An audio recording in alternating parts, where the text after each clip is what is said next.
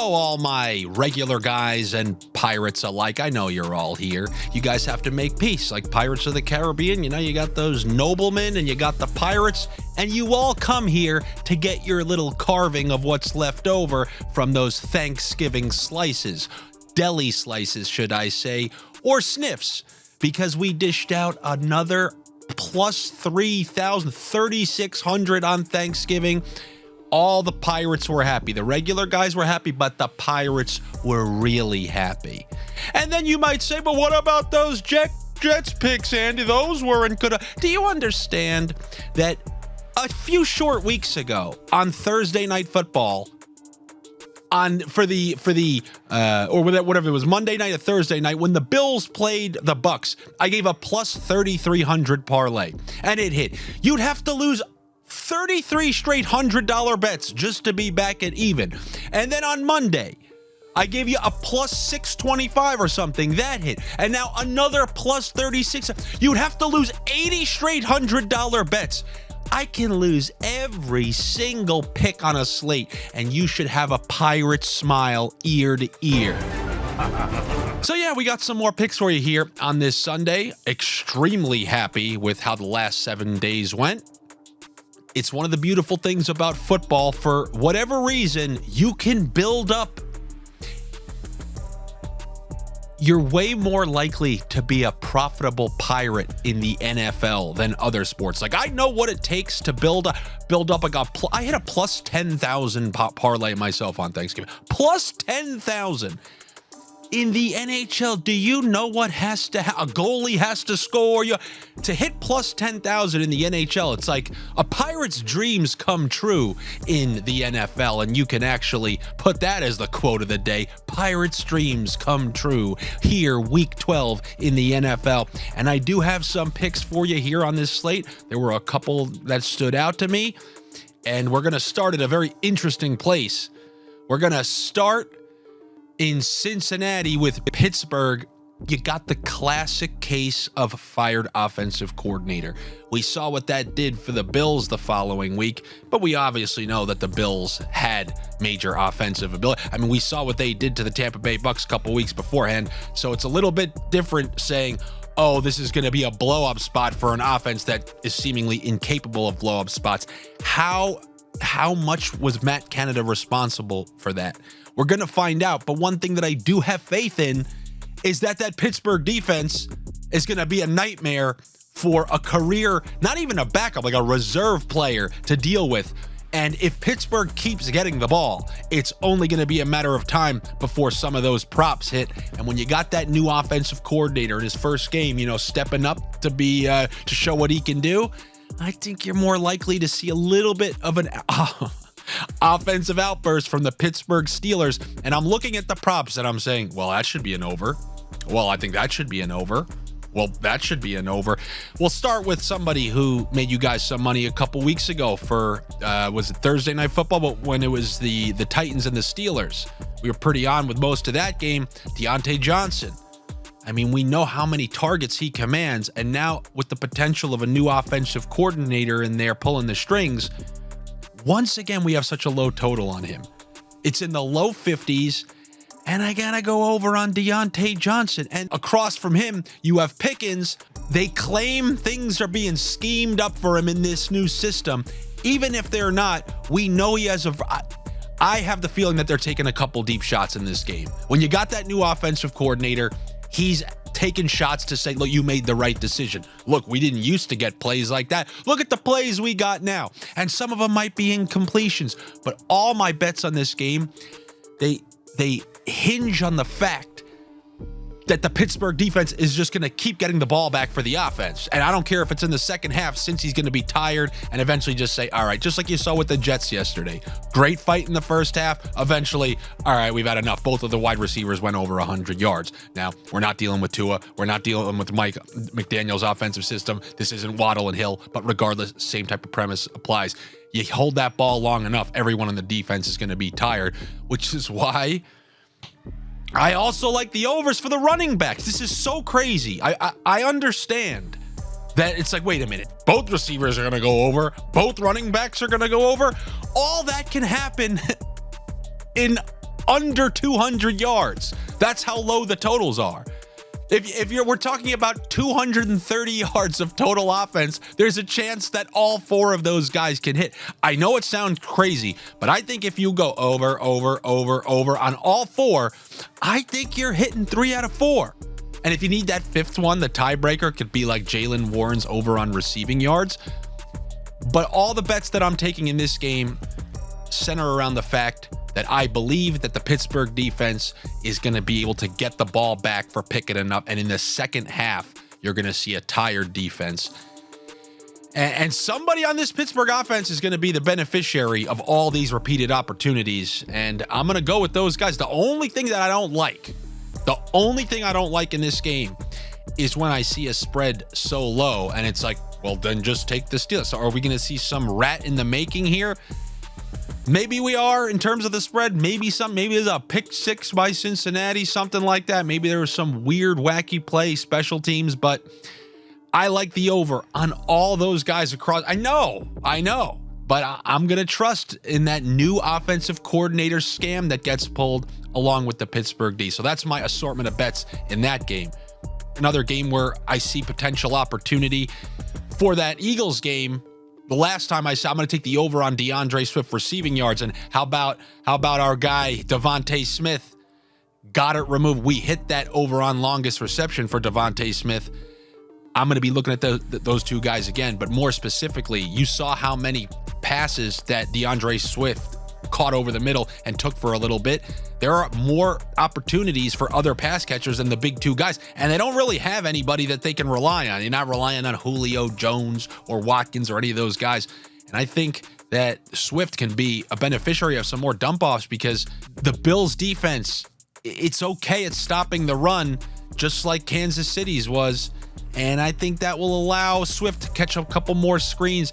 In my opinion, they use Swift a ton in the games when they're playing top-level competition. Then when you start throwing beatings to some of the lower teams, let's get Gainwell, let's get Scott. Pretty good workload for Swift last game. I would imagine it continues into this game. And I'm going to take the over on his receiving yards.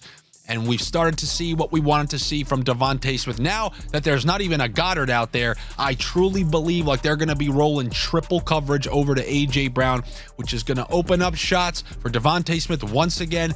Relatively low total on him. I will take the over on Devontae Smith receiving yards. And I told you guys, I hate high totals for players. I absolutely hate them. When you see CeeDee Lamb at 89, and I even use Diggs, when you see Diggs at 92, I'm not going to take it. I'm seeing Diggs at 72. So if you show me him at 72, I'm going to take the over on that. I'll take the over on Diggs. Yes, a lot of overs you're hearing around these parts on this channel today because I try to give you guys the opportunity for the Pirates out there to put you can't make a Pirates parlay with unders because you can't get the good plus money on it. For example, if you want to do what we do on the over side, but you want to take unders, you'd have to go under 25 yards for Devontae Smith. You want to sweat that one out? Instead, I'm going to do the opposite. I'm going to go 75 plus yards for Devontae Smith with the over receiving for DeAndre Swift, and then Diggs, put those three together. That will be a nice same game parlay for you.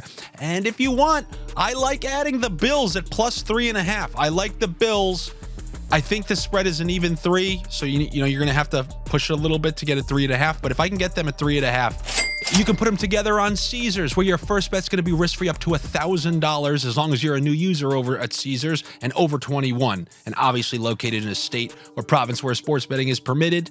And if you have a gambling problem, I always want to remind you, you call or text 1-800-GAMBLER. Somebody will help you out with those problems. But you put those together on Caesars and use that risk-free bet. I don't want to tell you how much to put on it, but it could be up to $1,000. It'll be risk-free. You're getting fat stacks of Pirates gold, the dead man's chest they talk about in Pirates of the Caribbean. Also, we saw a little resurgence from one of our old guys weeks ago, Calvin Ridley, and also Waddle going over 100 yesterday. Those guys are showing you why I continue to take them. And one of the guys that we focused on earlier this season was Calvin Ridley. Then, weirdly, Zay Jones went down, which would make you think, oh my God, Ridley's going to start going off now because it's only him and Kirk. Didn't happen. Week after week after week, to the point where your average person was starting to bench him in season-long fantasy. And then Zay Jones comes back and Ridley comes back. The theory is that he's running these clear-out routes that's allowing Ridley to kill it out there. We're getting a low total on Ridley. We're talking about in the 50s, going up against a defense that is extremely burnable. This is one where I'm definitely going to take the over. Regular guy, you still here? You still here, regular guy on the ship? One of the regular noblemen? What was the deal in Pirates of the Caribbean again? Like why did they just generically hate pirates, or did the pirates threaten to go raid those villages, or were they just trying to steal the girl from them? I don't really remember any of that.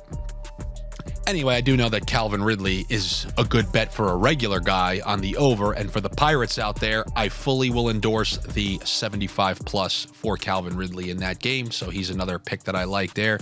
If you watched some of these Broncos games, you realize while they're winning, they are still extremely vulnerable on the ground. They made Alexander Madison look like that was Adrian Peterson back there on the Vikings. Now he couldn't stop himself from fumbling, kind of like Adrian Peterson did way too many times in his career. But that run defense is extremely vulnerable, and they're going up against these Browns who have one of these quarterbacks who's kind of a dual threat, but you know they're going to keep it on the ground as they tried to do against the Steelers last week. They're going to try to win this by running and playing defense. Now, the question is, if the Broncos stack the box, are you still going to be able to run on them? I'm under the belief that if you just keep doing it time after time after time after time, you're still going to be able to get yours, especially when quote unquote yours is under the 50 mark, which is why I'm going to go to a guy who's hit some bets for us this year, Jerome Ford. Jerome Ford, his snaps were down last week, but it seems to fluctuate based on opponent. You know, that run defense of Pittsburgh, they needed someone a little more physical in there. So Kareem Hunt, you know, he got more carries than he had the previous weeks. But in a game where you could potentially bust a long one against an exposable run defense on the ground, I'm going to go with Jerome Ford over on his rushing. And yes, sir, look at this price that you're getting on 75 plus. When a home run hitter who's getting a pretty good, percentage of the carries, at least 50%, he has home run hitting ability against a bad run defense. Yeah, I think that's worth a calculated gamble. So, you want to put him and Ridley and Pickens together in a 75 plus, 75 plus, 75 plus. I don't have to tell you what that is, but that's a Pirate's delight. You'll have a dead man's chest if you put some of those together. And anything that I give you, if one tickles your fancy more than the other, if you want, oh, no, I don't want to put Pickens in there, I'd rather put Devontae Smith, go ahead. These are all, you guys, I would imagine you have a little bit of a brain. Like if I endorse something on one part of the video and then in another part of the video, and you happen to like one in the beginning and one in the end, put those two together. I'm pretty amazed how often you guys put the exact ticket that I put up there. That is exactly what I have to put in. Think for yourself, moron. Oh my God, that is funny. And then lastly, we're going to end with something a little fun for you. This is called the Odd Shopper Premium Pick, but not really. Do you want to know what I saw last night as the top play on Odd Shopper Premium? So this is an OS Premium pick. It's the under on Kyren Williams receiving yards. You want to know what my favorite pick is? The over on Kyren Williams receiving yards. We've cashed multiple on him. This is going to be where stats meets sniffs. And this should showcase to you guys how freaking honest I am. Look, things are by the analytic. When they go by the analytics, you follow enough of those, you're going to be a winner, just like those percentages say. You follow it enough, it even factors in a few losses, and your return on investment is going to be ... But I saw that as the number one. As I had the screenshot ready to give you guys the over, I go on there, and the top bet I see is the under. Well, if you want to trust premium, you want to trust the Gregs of the world, which is a great thing to do. You've seen his record. You take the under. You want to roll with me? Maybe this is a little bit more of a Pirates ship where you got a little creek on the back right. We're taking the over on Kyren Williams receiving yards because they use him like a horse. And even if they tick down his snap percentage by just a little bit, he's still going to be utilized in multiple screens. And the way that offensive line is so awful, and they just try to get it out of Stafford's hand quickly, which nobody really talks about. Everybody thinks Cooper Kupp and Nakua are going to go off of these crazy days. It's just not possible when Matt Stafford can't stand up straight, which is why they're trying to run the ball a ton. Give me the over on Kyren Williams as Odd Shopper Premium takes the under. That's a funny way to end this. I will talk to you guys before Monday Night Football. Good luck to you. Better luck to me. Happy to come through for you the other night in a big way. I mean, go ahead, show me the other videos where somebody is actually out loud, because you see those sites, oh yeah, subscribe and you'll find all these magic winners hidden away in a corner. You show me the video where somebody says out loud the plus 4,000 thing and it hits. You send a link and I'm not going to watch it because I have a bunch of things to do anyway. But I don't see it around these parts. Hope you guys enjoyed it. I will see you on Monday. Subscribe to the channel here. I'll see you tomorrow.